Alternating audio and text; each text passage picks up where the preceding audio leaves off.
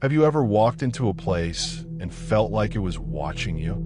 That's exactly what Oak River felt like, and I shouldn't have gone there.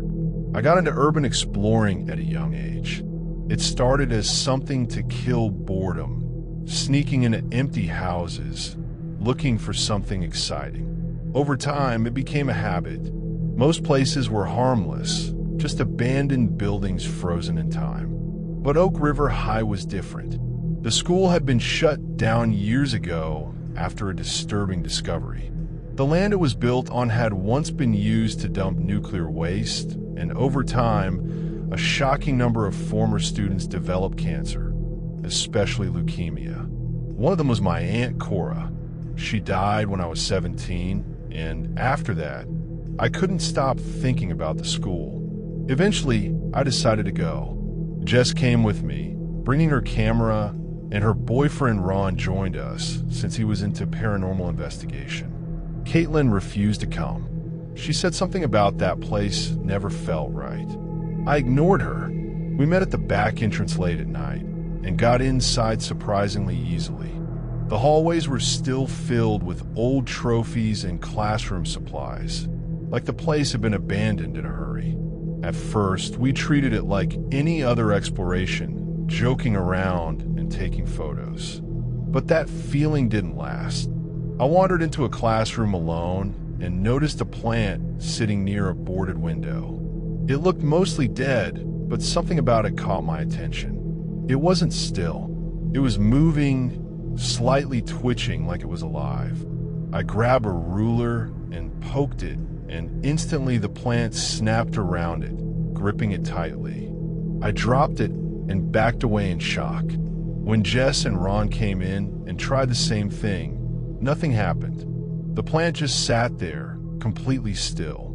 They didn't believe me, but after that, none of us felt comfortable splitting up. We stayed together and eventually made our way to the cafeteria. That's when we heard it, a faint chewing sound coming from the darkness.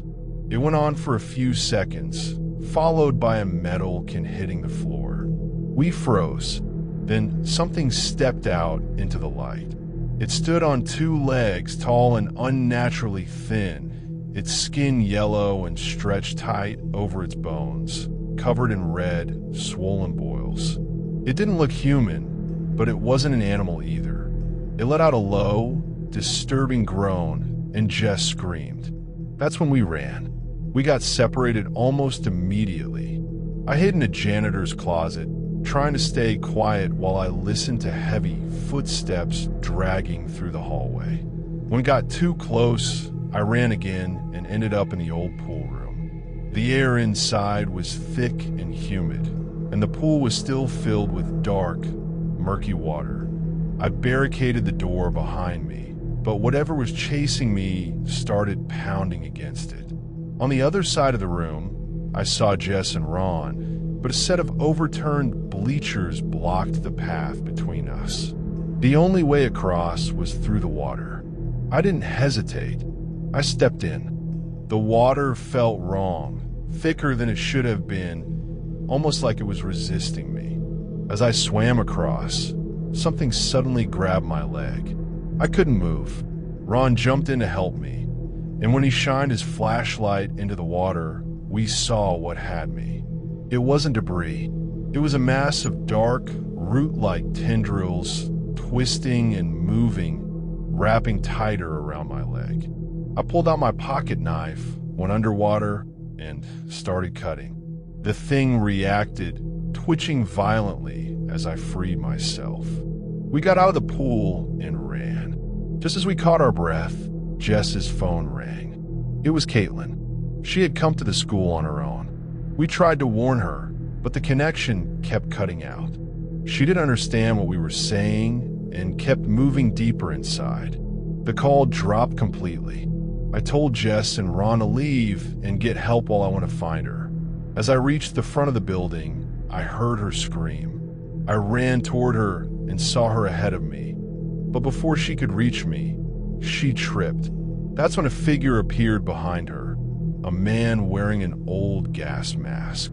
He grabbed her legs and started dragging her away. I tried to run to her, but something grabbed me from behind. I struggled, hit my head against the wall, and everything went black. When I woke up, I was in an ambulance. They told me Caitlin was dead, that part of the building had collapsed and crushed her. They didn't believe anything I said about the creature or the man in the gas mask. Even Jess and Ron don't seem sure what to believe anymore. But I know what I saw. That place isn't empty. Something is still alive inside Oak River. And I'm going back.